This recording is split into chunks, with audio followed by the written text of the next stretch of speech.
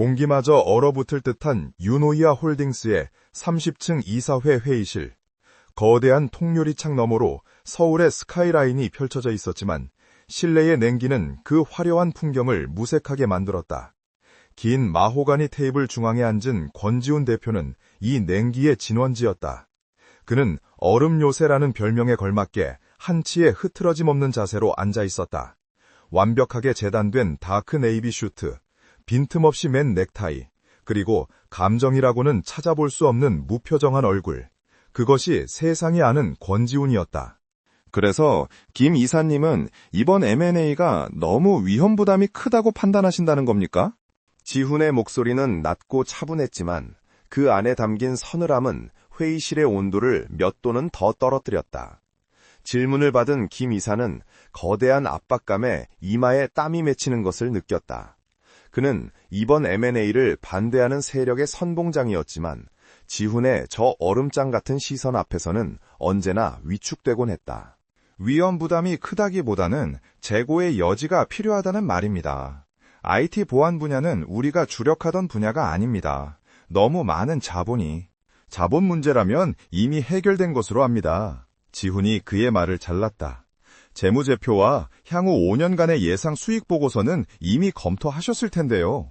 아니면 김 이사님은 제 판단이나 저희 전략기획실의 분석보다 더 정확한 데이터를 가지고 계신 겁니까? 그의 말에는 가시가 없었지만 듣는 사람을 찔렀다.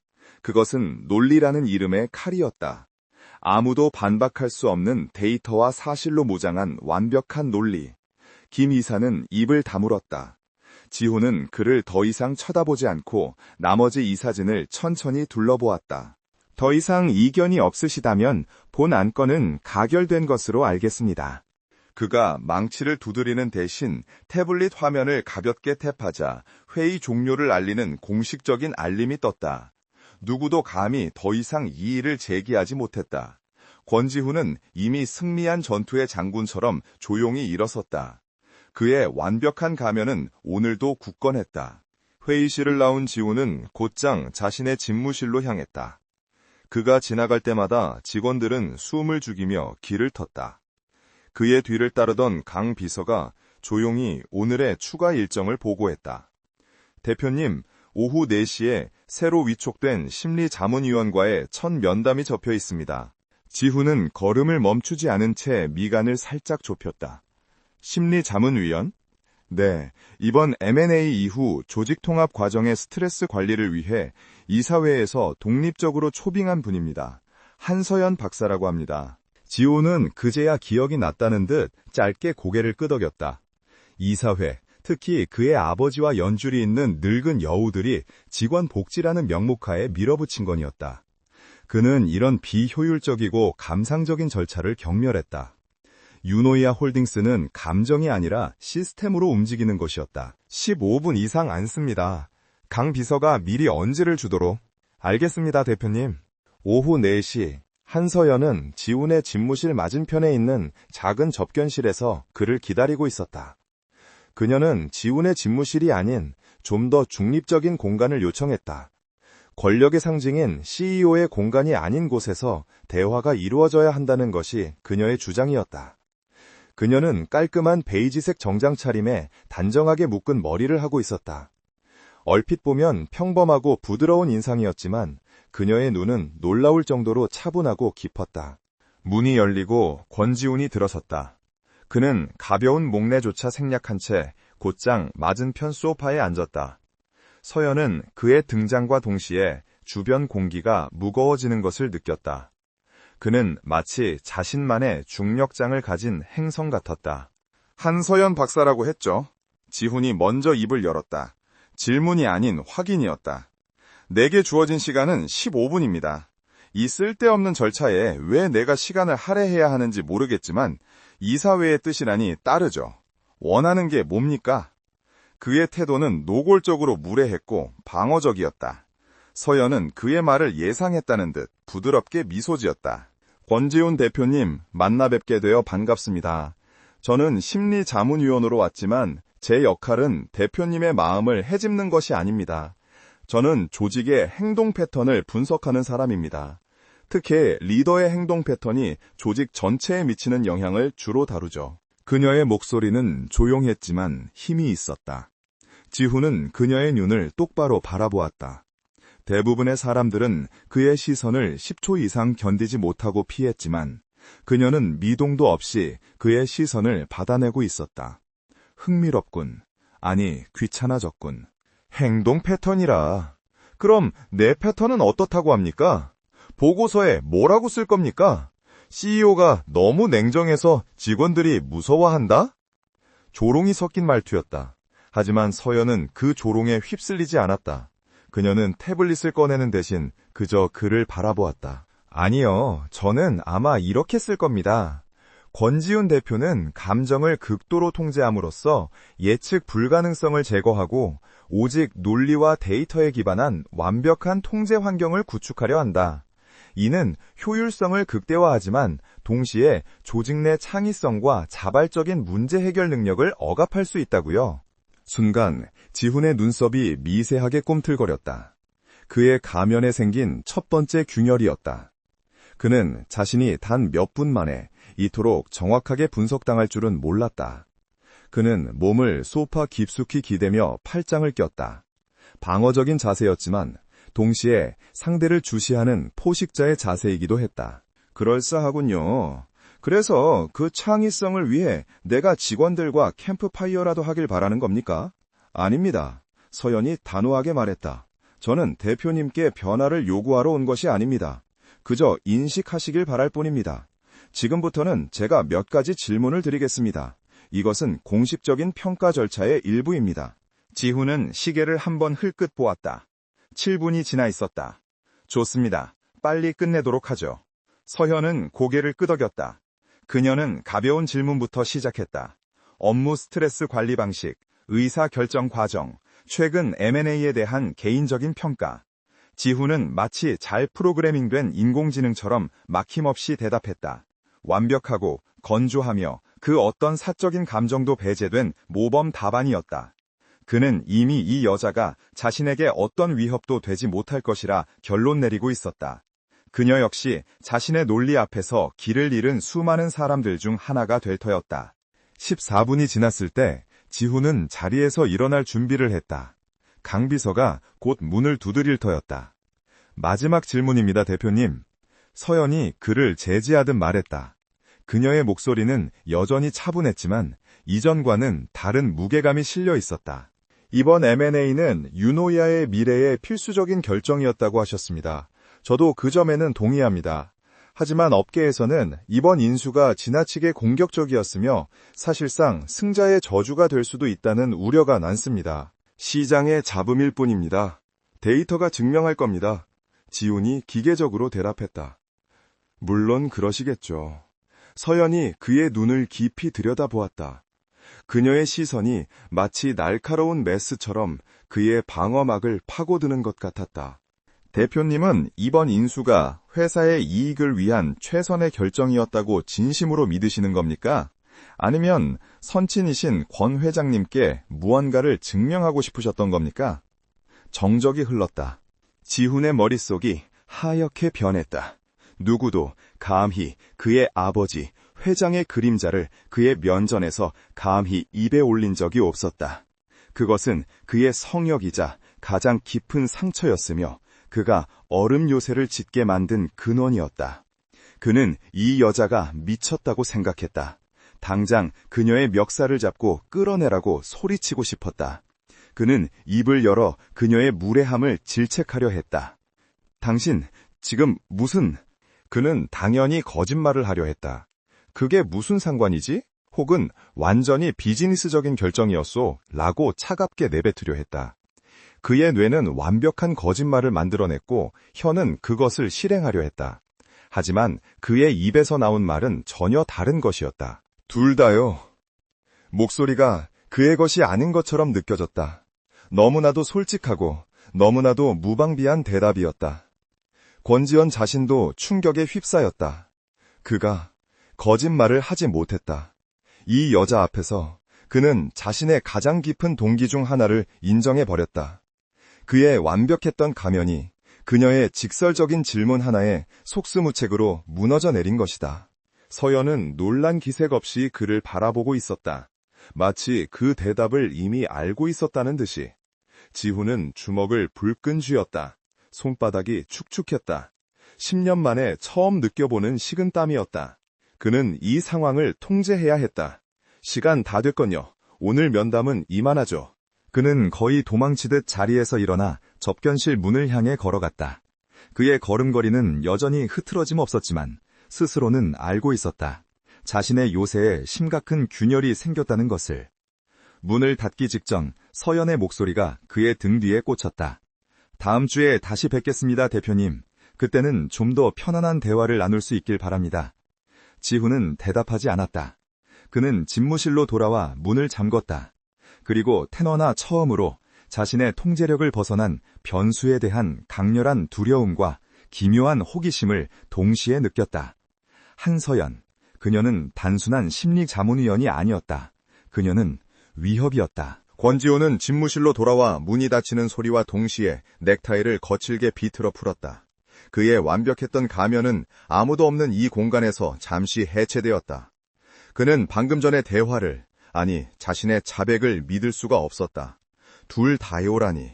지난 10년간 단 한 번도 타인에게, 심지어 자신에게조차 온전히 인정하지 않았던 속내였다.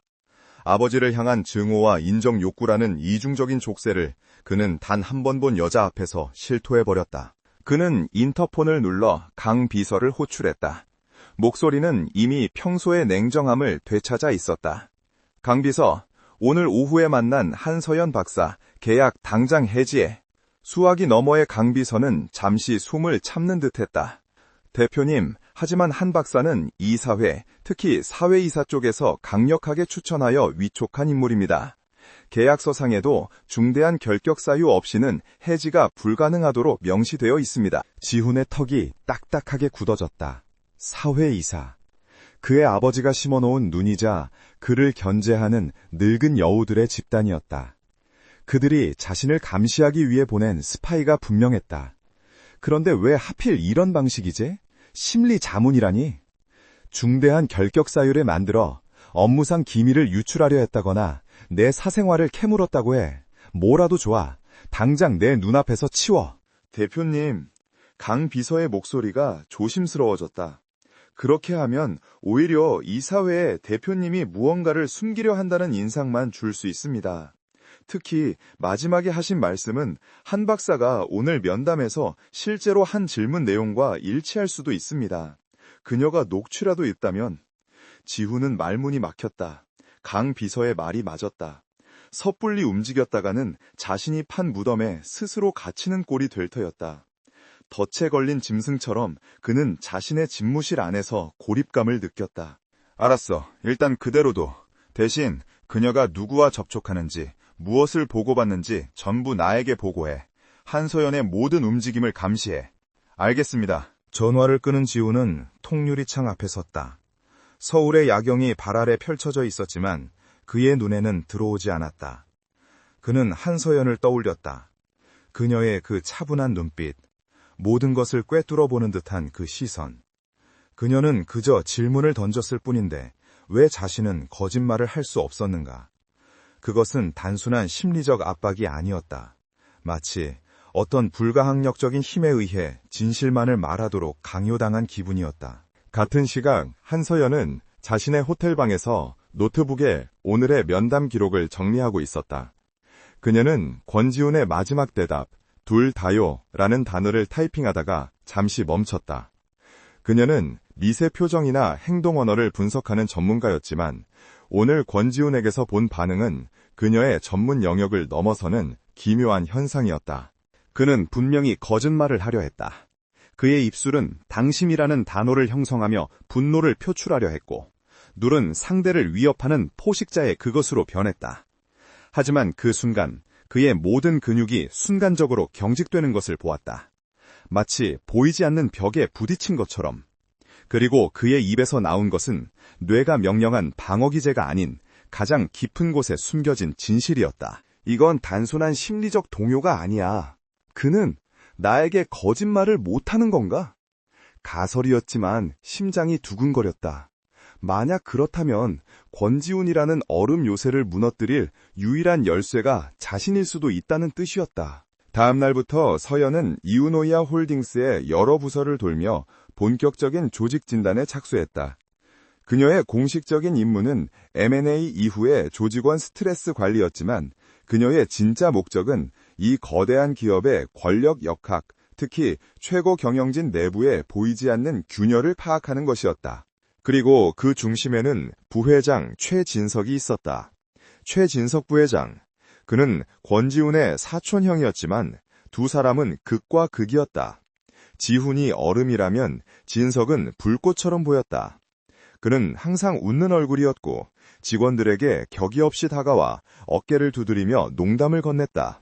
그는 공개석상에서 항상 우리 똑똑한 사촌 지훈이가 회사를 잘 이끌어줘서 든든하다며 지훈을 칭찬했다. 하지만 서연의 눈은 속지 않았다. 그녀는 진석이 지훈을 향해 웃어 보일 때 그의 입꼬리는 완벽하게 올라갔지만 눈은 단 0.5초도 웃지 않는 것을 포착했다. 지훈이 이사회의 칭찬을 받을 때 진석의 턱 근육이 순간적으로 강하게 수축되는 것을 놓치지 않았다. 그것은 완벽하게 위장된 경멸과 질투의 신호였다. 권지훈의 냉정함이 방어적인 가면이라면 최진석의 친절함은 공격적인 무기였다. 사건은 서연이 회사에 온 지 일주일째 되던 날 터졌다. 이번 M&A로 인수한 보안기술 회사와의 핵심 서버 통합 작업이 진행되던 중 메인 서버가 다운되는 사고가 발생했다.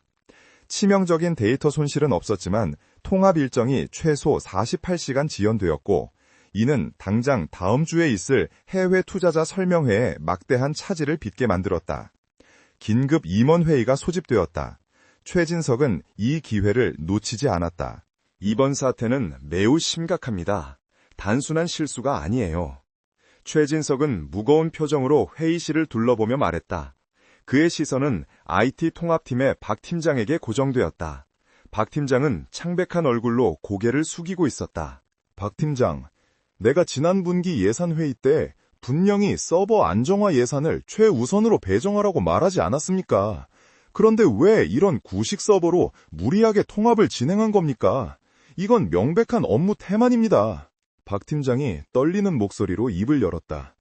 부회장님, 그건 그때 요청드린 예산은 다른 R&D 프로젝트 쪽으로.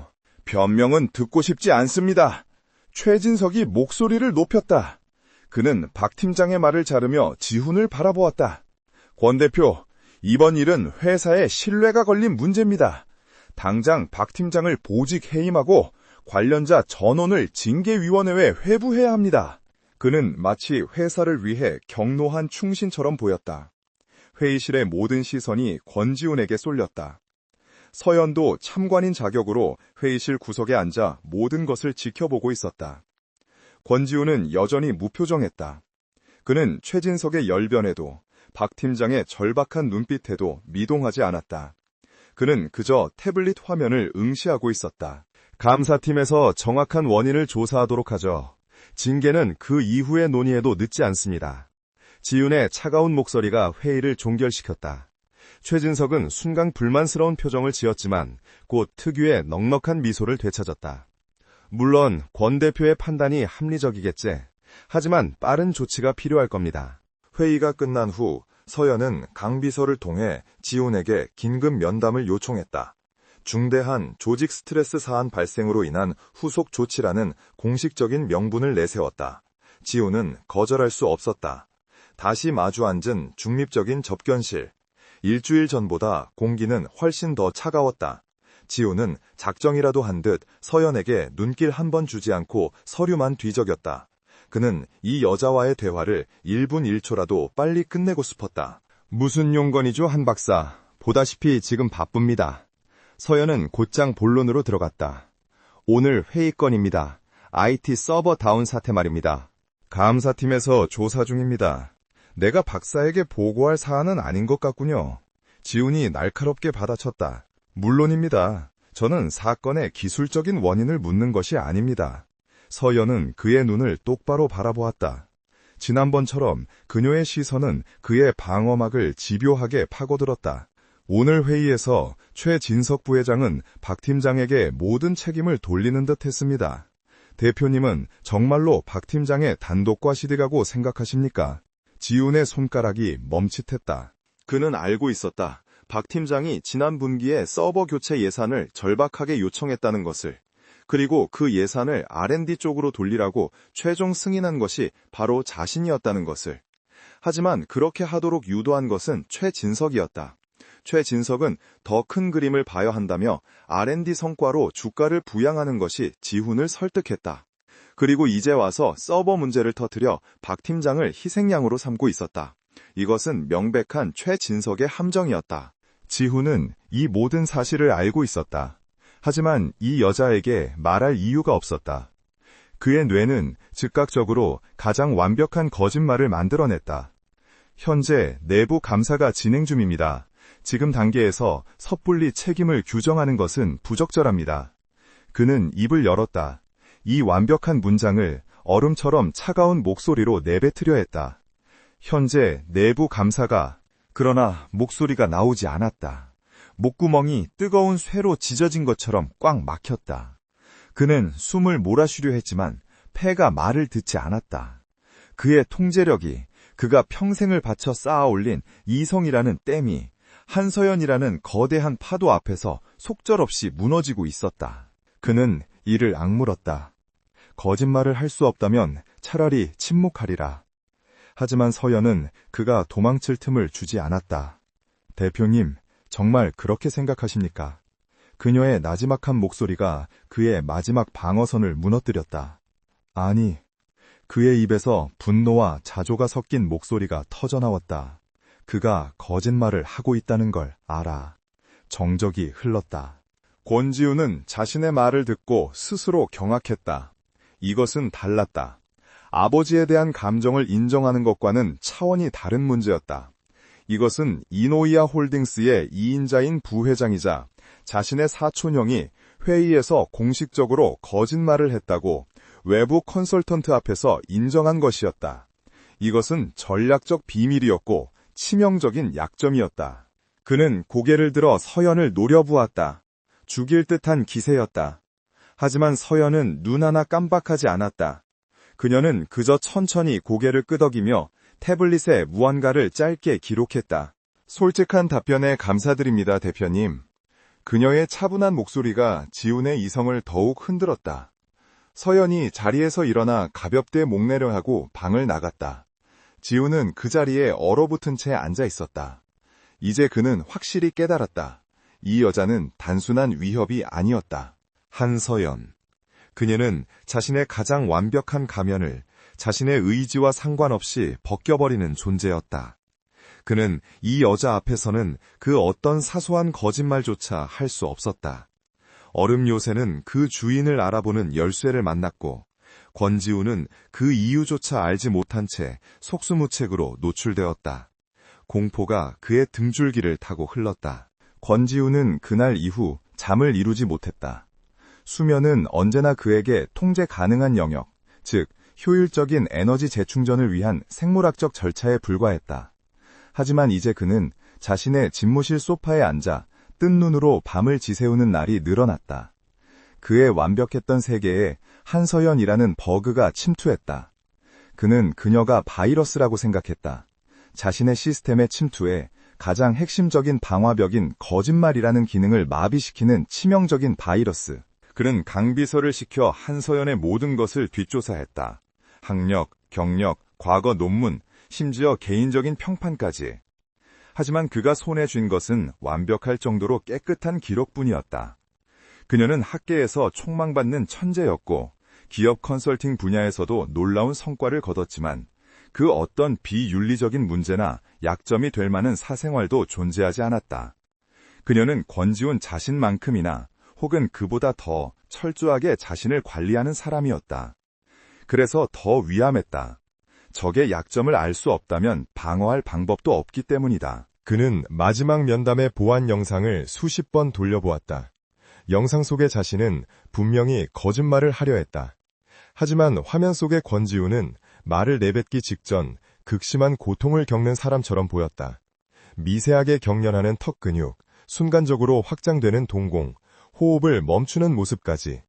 그것은 심리적인 압박을 넘어선 거의 물리적인 반작용에 가까웠다. 그는 이 기괴한 현상 앞에서 무력감을 느꼈다. 같은 시각 한서연 역시 깊은 고민에 빠져 있었다.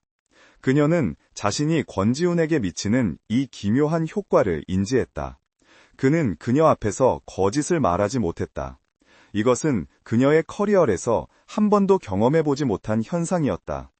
윤리적으로 그녀는 이 능력을 사용해서는 안 되었다. 그것은 의뢰인의 취약점을 이용하는 것이나 다름없었다. 하지만 그녀는 지난 회의에서 본 박 팀장의 창백한 얼굴을 잊을 수 없었다. 그리고 최진석 부회장의 그 능숙하고 위선적인 연기 또한. 유노이아 홀딩스는 거대한 조직은 지금 심각한 병을 앓고 있었다. 그 병의 근원은 스트레스가 아니라 최고 2층의 도살인 최진석이라는 암세포일 가능성이 높았다. 그리고 권지훈은 그 암세포를 알면서도 어쩔 수 없이 감싸고 있는 듯 보였다. 그녀의 임무는 조직의 스트레스 요인을 진단하고 해결하는 것이었다.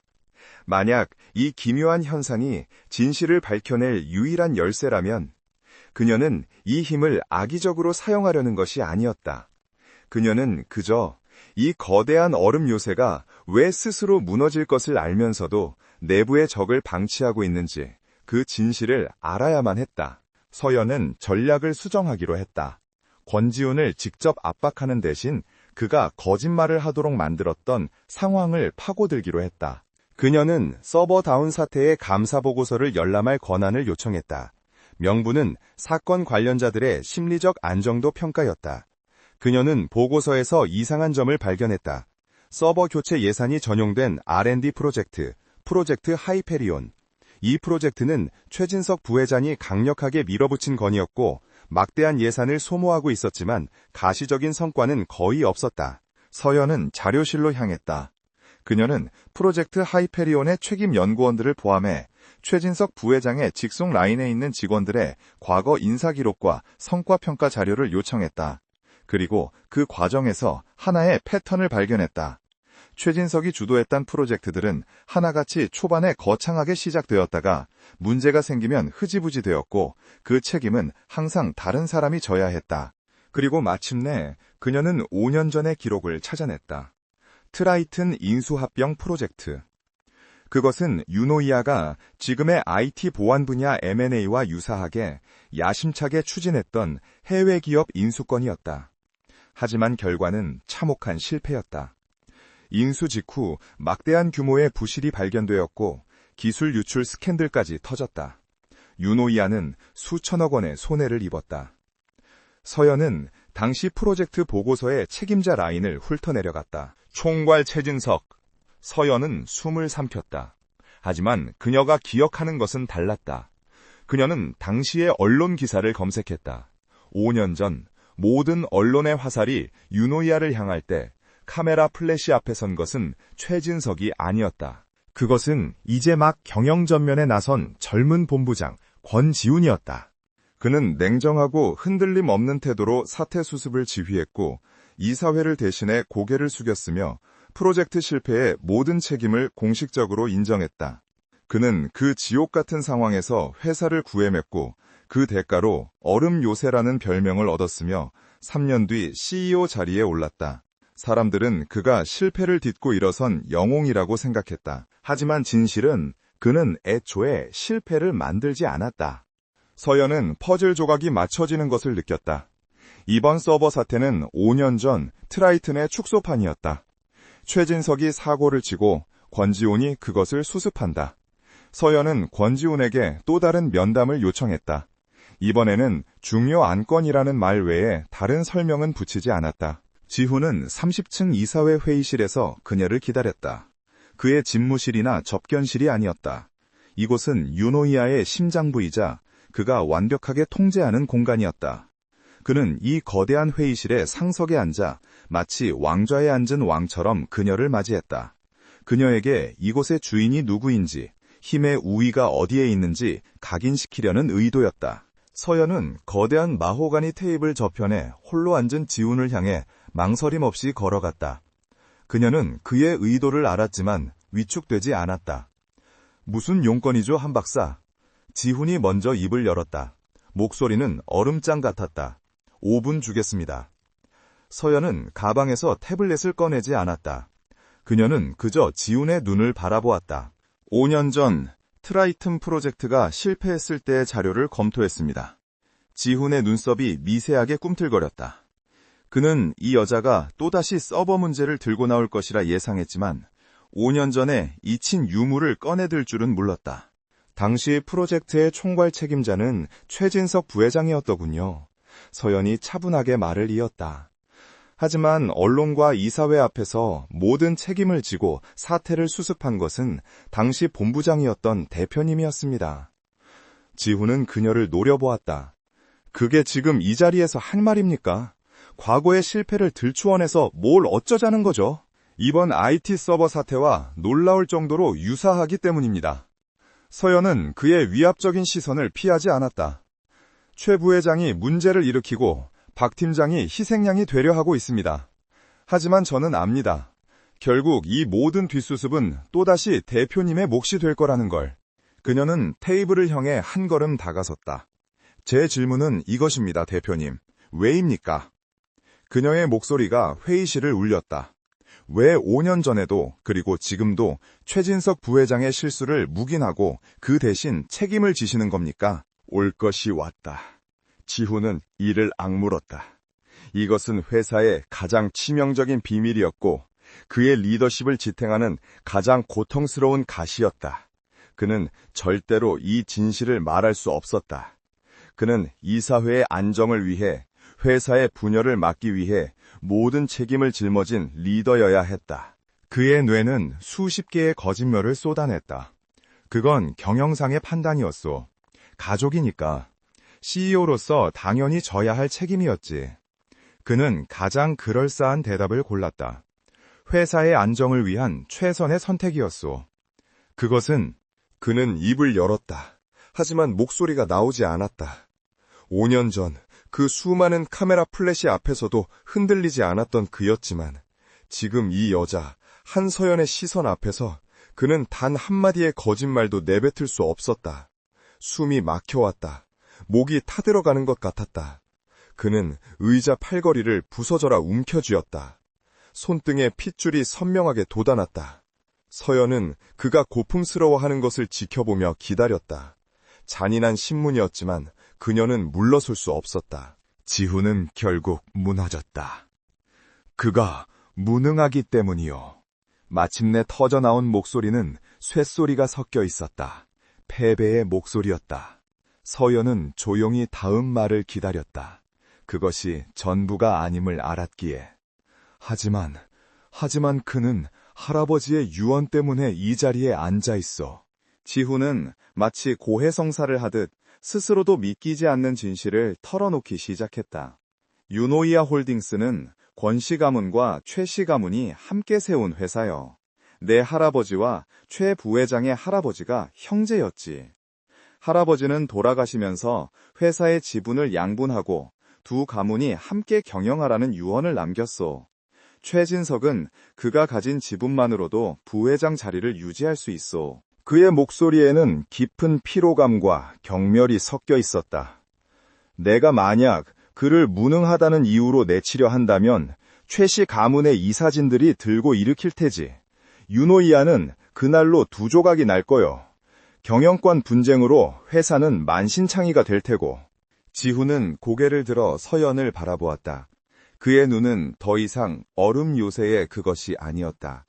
그것은 모든 것을 포기한 남자의 눈이었다. 최진석은 그걸 알고 있소. 내가 자기를 내칠 수 없다는 걸. 그래서 그걸로 나를 교묘하게 협박하고 있는 거요. 자신의 무능함이, 자신의 탐욕이 오히려 나를 묶어두는 가장 강력한 족쇄라는 걸.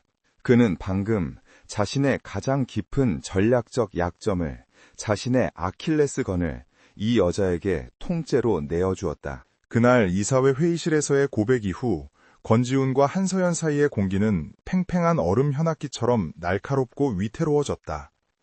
지훈은 자신의 가장 깊은 약점을, 그것도 자신의 의지와 상관없이 노출당했다는 사실에 며칠 밤낮을 분노와 혼란 속에서 보냈다. 그는 강 비서에게 한서연의 모든 동선을 보고하라고 지시했지만 정작 그녀가 자신의 집무실 근처에 오거나 공식적인 면담을 요청하는 일은 사라졌다. 그녀는 마치 지훈이 스스로를 추스를 시간을 주는 듯 혹은 더 큰 폭풍을 준비하는 듯 조용히 조직의 다른 부분들을 파고들고 있었다. 지훈은 이 기묘한 현상, 즉 그녀 앞에서만 거짓말을 하지 못하는 자신의 상태에 대해 병적인 호기심마저 갖게 되었다. 그는 일부러 복도에서 그녀와 마주쳤을 때 사소한 거짓말을 시도해보았다. 오늘 아침은 거르지 않았소. 그는 3일째 제대로 된 식사를 하지 못했다. 그러나 그 간단한 문장조차 입 밖으로 나오지 않았다. 목구멍이 조여들고 혀가 마비되는 듯한 감각. 그것은 그가 평생을 바쳐 쌓아올린 통제력이라는 성벽이 오직 그녀 앞에서만 속절없이 무너져 내린다는 증거였다. 그는 투명 인간이 된 기분이었고 그 투명함을 유일하게 볼 수 있는 사람이 한서연이라는 사실이 그를 미치게 만들었다. 그들의 관계가 이처럼 보이지 않는 긴장감 속을 헤매고 있을 때 유노이아 홀딩스의 창립 50주년 기념 파티가 열렸다. M&A 성공을 자축하고 새로운 통합을 대외적으로 과시하기 위한 화려한 행사였다. 호텔 그랜드 볼룸은 수천 개의 크리스탈 샹들리에 아래 반짝였고 재계와 정계의 주요 인사들, 그리고 회사의 임직원들이 최고급 샴페인을 들고 가식적인 미소를 나누고 있었다. 권지우는 이 무대의 완벽한 주인이었다. 흠잡을 데 없는 턱시도 차림의 그는 얼음 요새라는 별명에 걸맞게 냉철하고 위험 있는 모습으로 모든 이의 축하와 경의를 받았다. 그는 완벽한 CEO의 가면을 쓰고 있었다. 한서연 역시 조직통합 자문위원이라는 자격으로 파티에 참석했다. 그녀는 화려한 드레스들 사이에서 눈에 띄지 않는 짙은 남색 드레스를 입고 샴페인 잔을 든 채 조용히 사람들을, 특히 권지훈을 관찰하고 있었다. 그녀의 눈에는 가면 뒤에 고뇌를 아는 자의 복잡한 연민이 서려 있었다.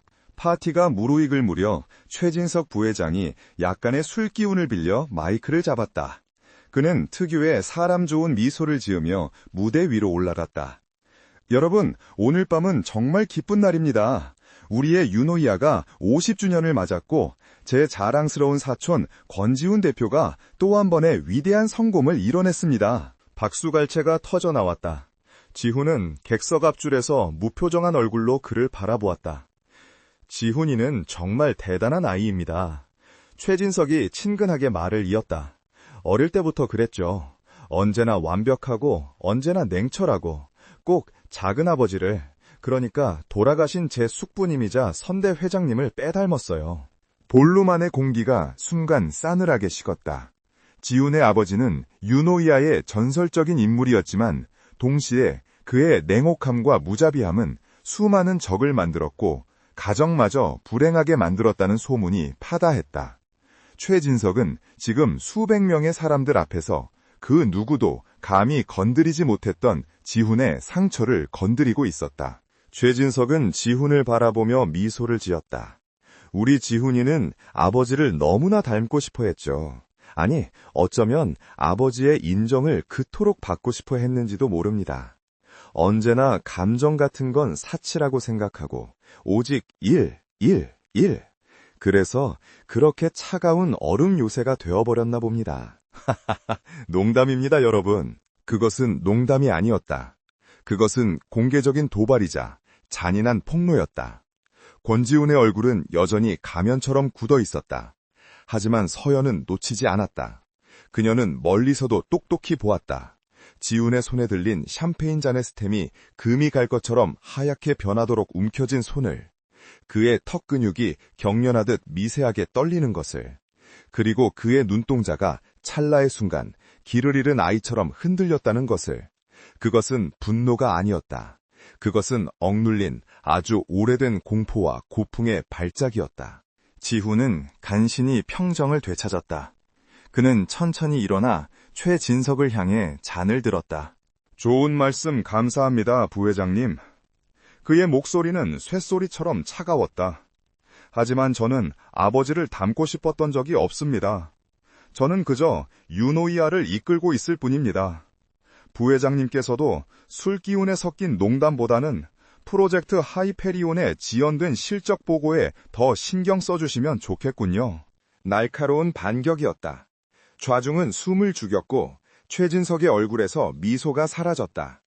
지훈은 그 틈을 타 잠시 실례하겠습니다 라며 연회장을 빠져나갔다. 서연은 본능적으로 그를 뒤따랐다.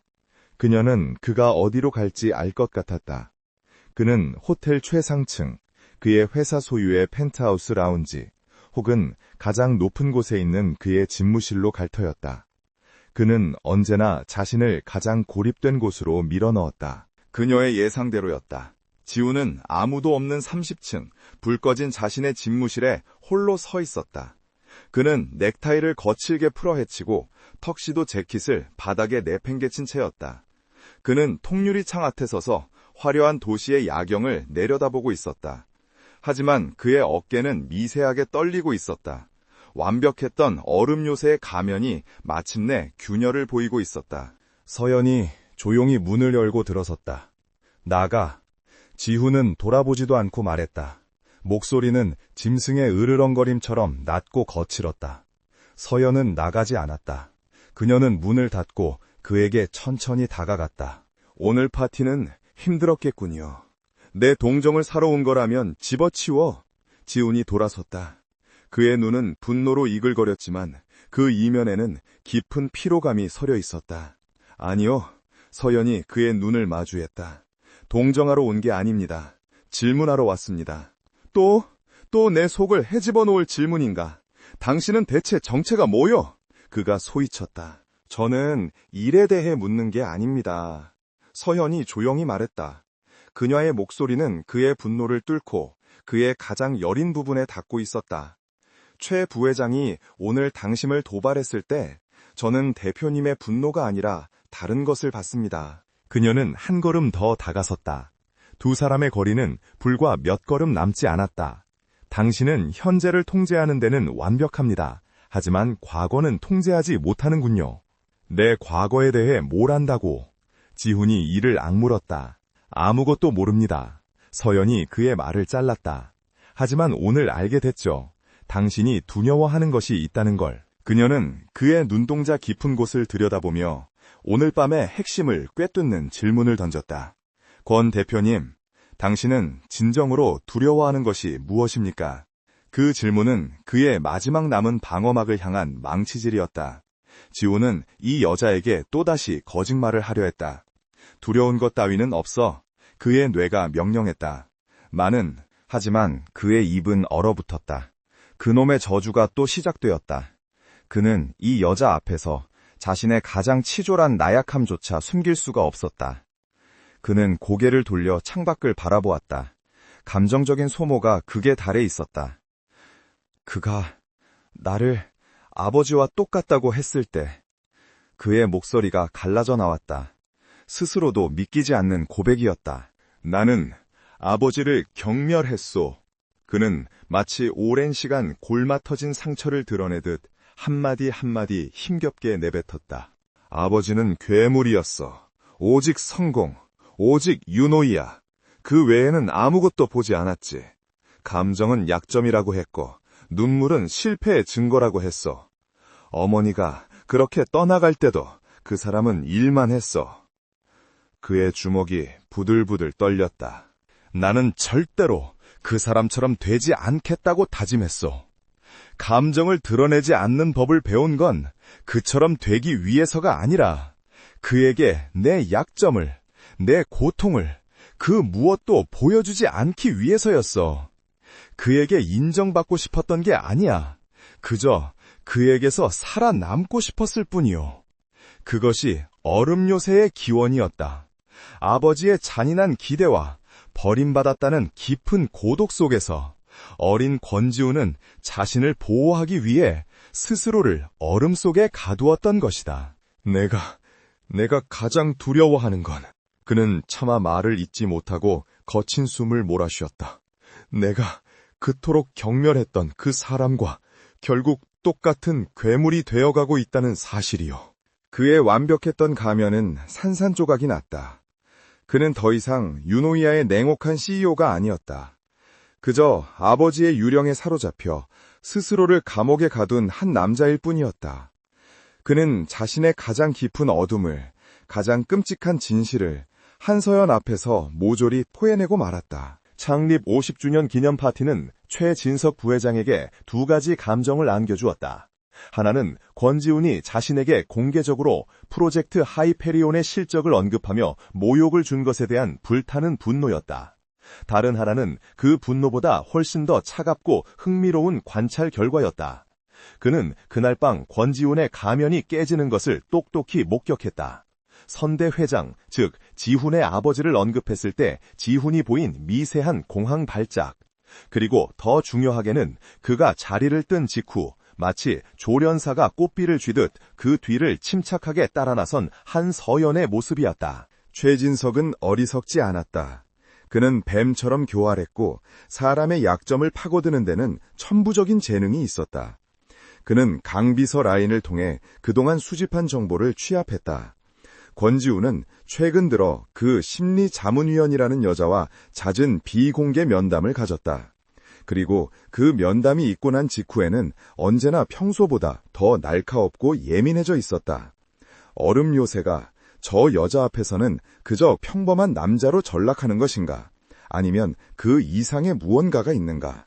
그는 자신의 집무실에서 값비싼 코냑잔을 돌리며 생각에 잠겼다. 권지훈의 약점. 그것은 언제나 아버지의 유령과 회사의 안정이라는 대의 명분이었다. 하지만 한서연은 달랐다. 그녀는 예측 불가능한 변수였고 이제 최진석은 그 변수를 상수로 이용할 방법을 찾아낸 것 같았다. 그래, 지훈아. 네가 그토록 지키려 하는 그 윤호야. 그리고 네가 그토록 의지하는 듯한 그 여자. 내가 둘 다 한꺼번에 무너뜨려 주마. 최진석은 권지훈이 자신을 공개적으로 망신준 프로젝트 하이페리온을 역이용하기로 결심했다. 그 프로젝트는 사실상 유령 프로젝트였다. R&D라는 명목하에 막대한 자금을 빼돌리고 자신의 비자금을 조성하기 위한 완벽한 위장이었다. 실체는 없었지만 서류상으로는 유노이아의 차세대 핵심 기술처럼 포장되어 있었다. 바로 그 실체 없음이 이 계획의 핵심이었다. 그는 자신의 신복인 재무팀 이사와 IT 보안팀의 내부자를 조용히 불렀다. 지금부터 내가 말하는 건 자네들의 목숨값보다 더 비싼 이야기야. 최진석의 계획은 정교하고 잔인했다. 그는 권지훈이 프로젝트 하이페리온의 핵심 기술, 존재하지도 않는을 해외 경쟁사인 텐테크에 팔아넘기려 했다는 가짜 증거를 만들기로 했다.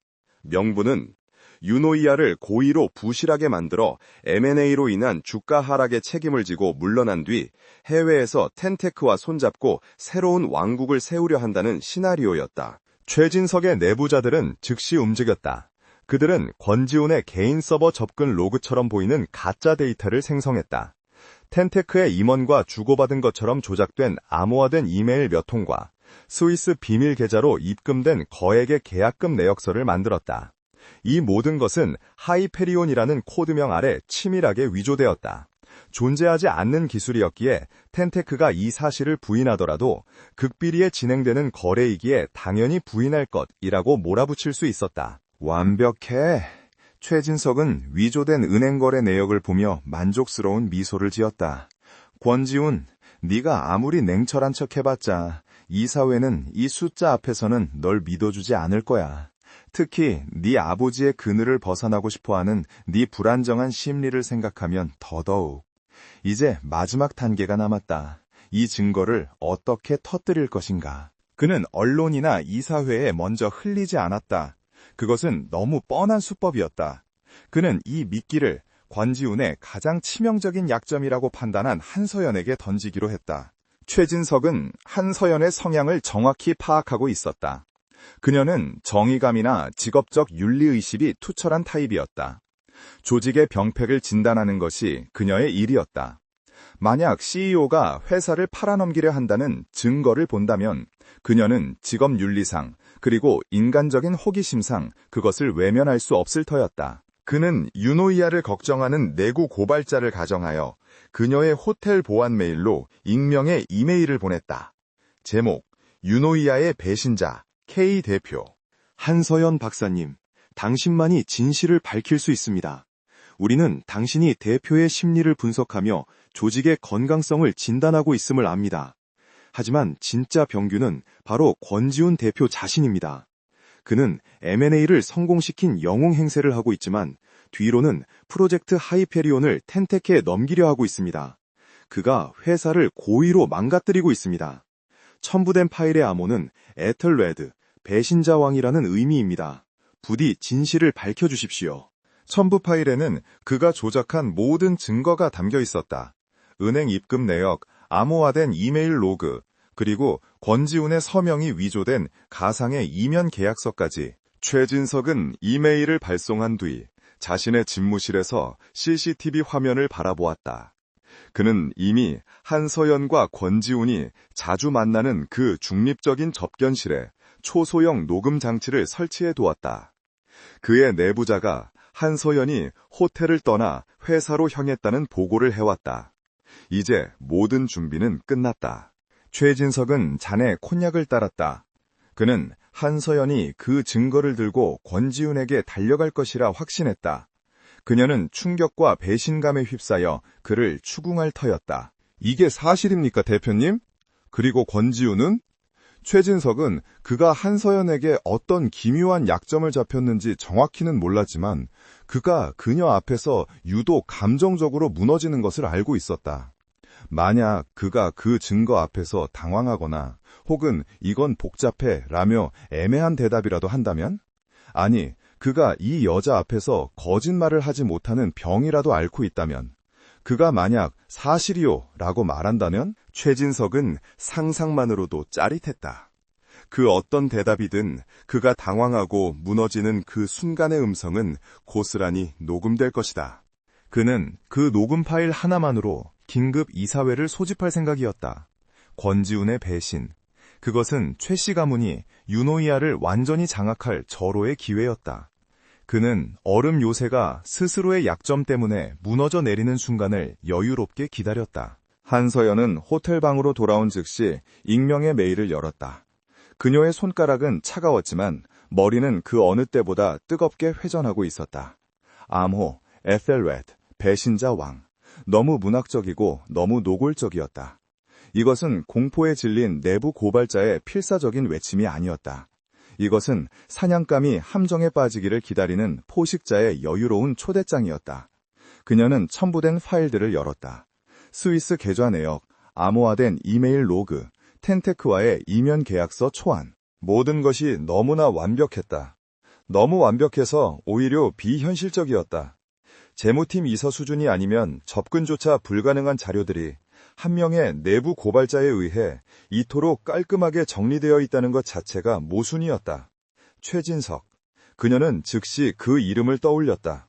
그는 권지훈이 자신 앞에서 감정적으로 무너지는 것을 어쩌면 그 이상을 눈치챘다. 그리고 이제 그는 그녀를 무기로 사용하려 하고 있었다.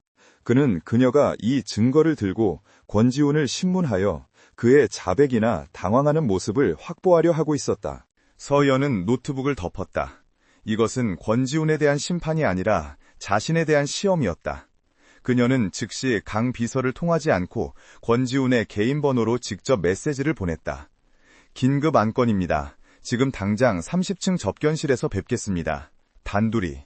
지훈은 5분 만에 접견실에 도착했다. 그의 얼굴은 평소보다 더 창백하고 단단하게 굳어 있었다. 한서연이 긴급 안건이라는 말을 썼을 때 그는 본능적으로 최진석이 움직였다는 것을 직감했다. 서연은 그가 들어오자마자 이미 준비해둔 소형 전파 탐지기를 작동시켰다. 예상대로였다. 테이블 밑에서 희미한 신호가 잡혔다. 최진석이 설치한 도청장치였다. 그녀는 지훈에게 눈짓으로 그것을 알렸다. 지훈의 눈에 얼음 같은 분노가 스쳤다.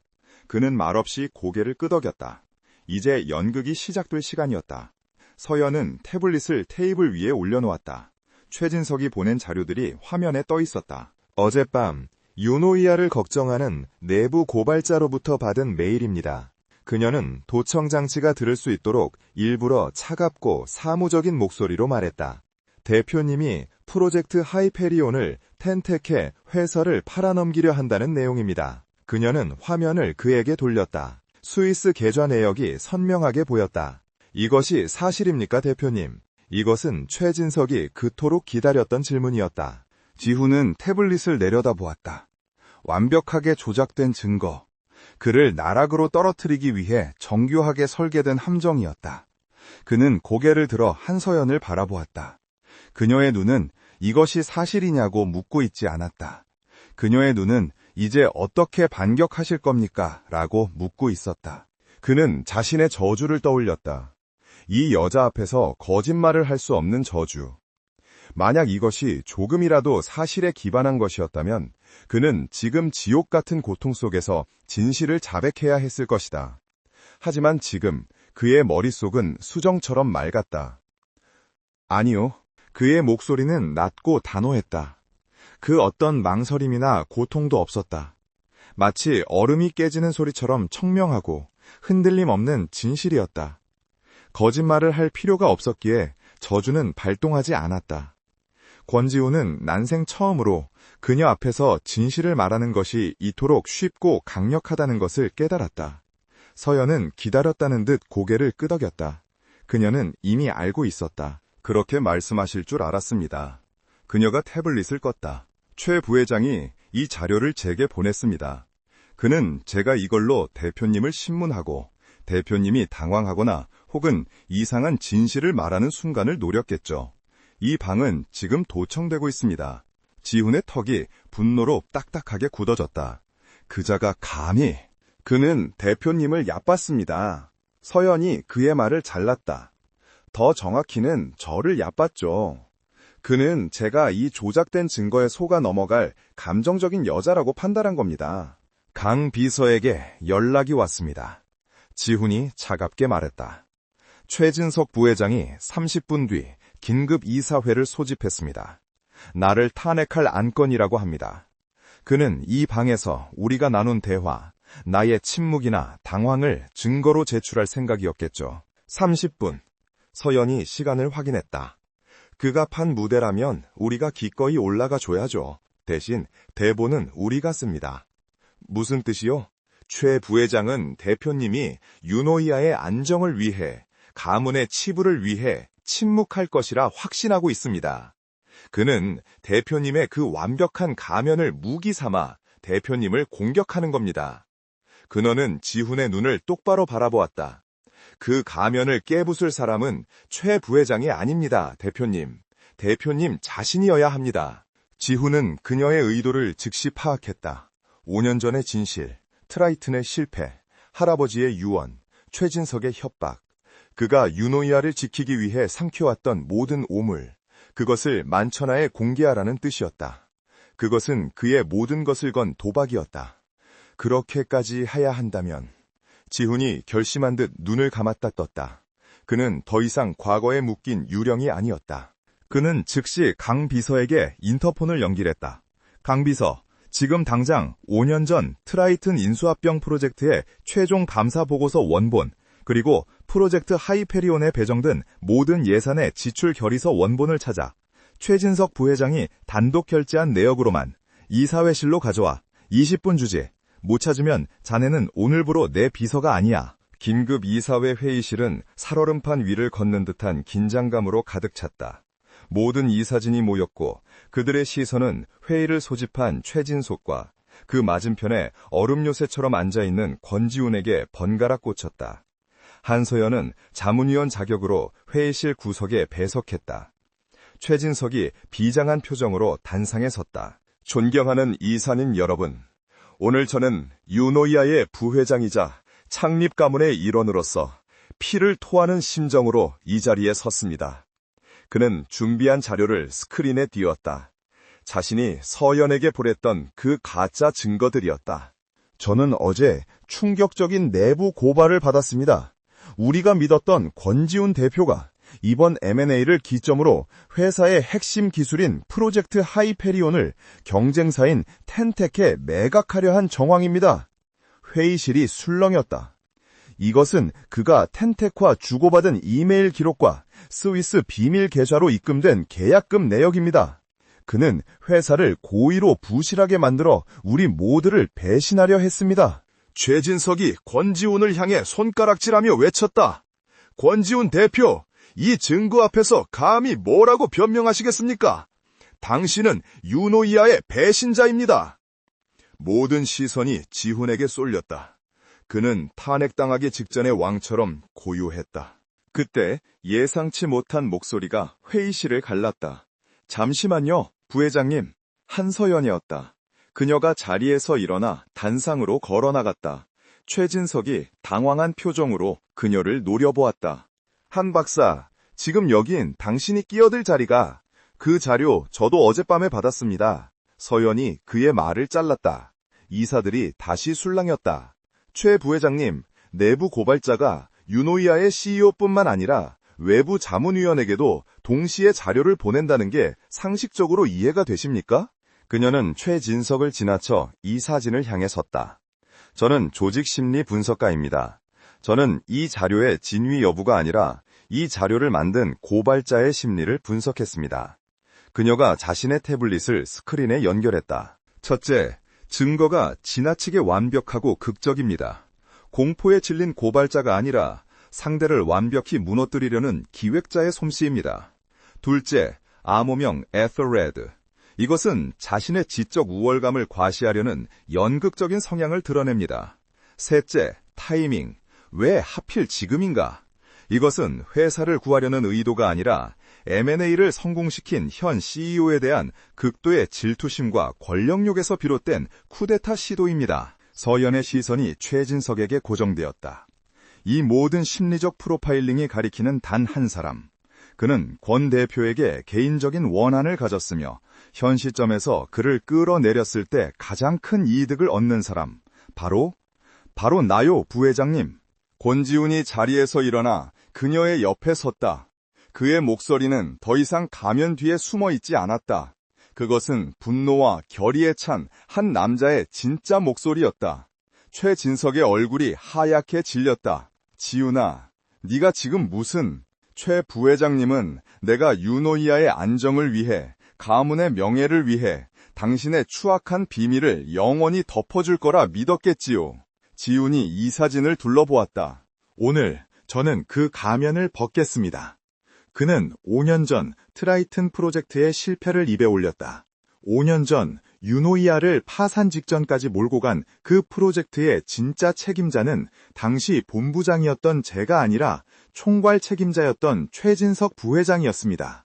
회의실은 충격으로 얼어붙었다. 나는 회사의 분열을 막기 위해 그 책임을 모두 뒤집어 썼습니다. 선대 회장님들의 유언을 지키기 위해 이 무능한 자가 내는 오물을 지난 5년간 홀로 치워왔습니다. 하지만 최 부회장은 그것을 약점 삼아 나를 협박했고 프로젝트 하이페리온 낳은 유령 프로젝트를 만들어 회사 돈을 빼돌리고 있었습니다. 거짓말! 증거도 없는 모함이다! 최진석이 발악하듯 소리쳤다. 바로 그때 회의실 문이 열리고 강 비서가 뛰어들어왔다. 그의 손에는 두꺼운 파일철이 들려 있었다. 대표님, 찾았습니다! 지훈은 그 파일을 받아들어 이사회 테이블 중앙으로 집어 던졌다. 종이들이 사방으로 흩날렸다. 이것이 증거요! 지훈의 목소리가 회의실을 장악했다. 이것이 최진석 부회장이 하이페리온 R&D 비용으로 위장해 케이맨 제도의 유령 회사로 빼돌린 500억 원의 자금 집행 내역서 원본입니다. 그가 나에게 덮어씌우려 했던 그 범죄는 사실 그 자신이 저지르고 있던 짓이었습니다. 최진석은 무너져 내렸다. 그의 가짜 증거는 강 비서가 가져온 진짜 원본 앞에서 휴지 조각이 되었다. 권지훈은 창백하게 질린 이 사진을, 그리고 무너진 최진석을 차갑게 내려다보았다. 그의 가면은 완전히 깨져 있었다. 하지만 그는 더 이상 약하지 않았다. 이제 다시 한번 묻겠습니다. 유노이아의 진짜 배신자는 누구입니까? 이사회의 공기는 완전히 얼어붙었다. 권지훈이 던진 파일철에서 흩어진 서류들은 최진석의 유죄를 증명하는 묘비명처럼 바닥에 흩어져 있었다. 최진석은 자신이 앉아있던 의자에 주저앉은 채 핏기 가신 얼굴로 헐떡였다. 그의 완벽했던 시나리오는 권지훈이 자신의 가장 치욕스러운 과거와 가문의 비밀까지 모두 폭로하는 자폭을 감행하리라고는 예상하지 못했다. 이건 전부 조작이야. 네가 날 모함하는 거야, 권지훈. 최진석의 목소리는 절박했지만 더 이상 아무도 그의 말을 믿지 않았다. 권지훈을 견제하기 위해 한서연을 이사회에 끌어들였던 사회이사가 무겁게 입을 열었다. 최 부회장, 이것이 조작인지 아닌지는 외부 회계법인과 검찰이 판단해 줄 것입니다. 그의 말은 사형 선고와도 같았다. 권 대표, 그가 지훈을 바라보았다. 그의 눈에는 더 이상 의심이 아닌 경외감과 일말의 미안함마저 서려 있었다. 대표님의 판단을 그동안 오해한 점 사과드립니다. 유노이아를 위해 이 모든 짐을 지고 계셨을 줄은 몰랐습니다. 권지훈은 고개를 젓지 않았다. 그는 그저 담담하게 서 있었다. 지금은 사과가 필요한 때가 아닙니다. 이 사회에 결단이 필요합니다. 결정은 신속하게 이루어졌다. 최진석 부회장의 모든 직위 즉시 해제, 프로젝트 하이페리온을 포함한 지난 5년간의 모든 프로젝트에 대한 전면적인 외부 감사 착수, 그리고 최진석과 관련 내부자들에 대한 즉각적인 법적 고발 조치. 보안 요원들이 회의실로 들어와 넋이나간 최진석을 끌고 나갔다. 그가 유노이아에 남긴 마지막 모습은 그토록 경멸했던 권지훈의 그림자 밑에서 무너져 내린 초라한 패배자의 모습이었다. 그로부터 몇 주가 흘렀다. 유노이아 홀딩즈는 거대한 폭풍의 중심에 있었다. 부회장의 횡령과 배임, 창립 가문의 추악한 내부 다툼이 연일 언론을 장식했다. 주가는 폭락했고 직원들은 동요했다. 하지만 권지훈은 더 이상 30층 집무실에 숨어 얼음 요새로 군림하지 않았다. 그는 가면을 벗은 얼굴로 폭풍의 한가운데에 섰다. 그는 매일같이 비상대책회의를 주재했고 직접 1층 로비로 내려가 직원들 앞에 섰다. 그는 마이크를 잡고 그 어떤 변명이나 포장도 없이 말했다. 유노이아는 병들어 썼습니다. 그의 목소리는 쩌렁쩌렁하게 로비를 울렸다. 그리고 그 병폐의 일부는 진실을 은폐하고 모든 것을 혼자 짊어지려 했던 저의 오만함에서 비롯되었습니다. 여러분께 사과드립니다. 그가 90도로 고개를 숙였을 때 직원들은 숨을 죽였다. 냉혈한 CEO, 얼음 요새 권지훈이 고개를 숙인 것이다. 하지만 오늘부로 유노이아는 다시 태어납니다. 우리는 부패를 도려냈고 이제 투명성을 유일한 원칙으로 삼을 것입니다. 저의 모든 경영활동은 이제 여러분과 주주들께 투명하게 공개될 것입니다. 유노이아는 더 이상 한두 명의 가문이 소유한 회사가 아니라 여러분 모두의 회사입니다. 그의 진심 어린 고백과 결연한 의지에 동요하던 직원들의 눈빛이 바뀌기 시작했다. 두려움은 사라지고 그 자리에 신뢰라는 새로운 감정이 싹트고 있었다. 한서연의 공식적인 자문 계약 기간이 끝나는 날이었다. 그녀는 작은 임시 사무실에 짐을 정리하고 있었다. 그녀의 최종 보고서는 이미 이사회에 제출되었다. 유노이아의 조직적 스트레스 요인 최진석은 제거되었으며 최고 경영자의 리더십 권지훈은 위험 요인에서 가장 강력한 안정 요인으로 변화하였음. 그녀의 임무는 완벽하게 끝났다. 짐 정리를 거의 마쳤을 때 노크 소리와 함께 문이 열렸다. 권지훈이었다. 그는 더 이상 완벽한 갑옷 같은 슈트를 입고 있지 않았다. 편안한 셔츠에 노타이 차림. 지난 몇 주간의 경무로 조금 수척해 보였지만 그의 눈은 그 어느 때보다 편안하고 깊어 보였다. 떠나는 겁니까? 그가 방안을 둘러보며 말했다. 질문이 아니라 확인이었다. 제 일은 끝났으니까요. 서연이 웃으며 상자를 닫았다. 이제 유노이아에는 심리 자문이 아니라 강력한 윤리 경영 시스템이 필요하겠죠. 그것도 당신이 설계해 준 것 아닙니까? 지훈이 그녀에게 다가왔다. 두 사람 사이에는 더 이상 팽팽한 긴장감이나 보이지 않는 심리전이 존재하지 않았다. 그는 창가에 서서 유노이아의 정원을 내려다 보았다. 모든 것이 당신 덕분이요. 서연이 그의 옆에 섰다. 아니요, 저는 거울을 들고 있었을 뿐입니다. 그 거울을 마주보고 가면을 깨부수기로 결심한 것은 대표님 자신이었습니다. 한동안 침묵이 흘렀다. 따뜻한 오후의 햇살이 두 사람을 감쌌다. 지훈이 먼저 침묵을 깼다. 그동안 궁금했던 것이 있어. 그가 그녀를 돌아보았다. 나는 왜 당신 앞에서만 거짓말을 하지 못했던 걸까요? 나는 그것이 저주라고 생각했소. 내 통제력을 마비시키는 치명적인 바이러스라고. 서연은 대답하지 않고 그가 스스로 답을 찾도록 기다려주었다. 지훈은 희미하게 미소 지었다. 하지만 이제는 알 것 같소. 그건 저주가 아니었소. 그의 시선이 그녀의 눈을 깊이 파고들었다. 아마도 내 가장 깊은 곳에 숨어있던, 나조차 잊고 지냈던 진짜 나가 당신을 알아본 거겠지. 당신은 내 진실을 이용하거나 내 약점을 무기로 쓰지 않을 유일한 사람이라는 것을. 그래서 내 무의식이 당신 앞에서만큼은 그 지긋지긋한 성벽을 쌓는 것을 거부했던 겁니다.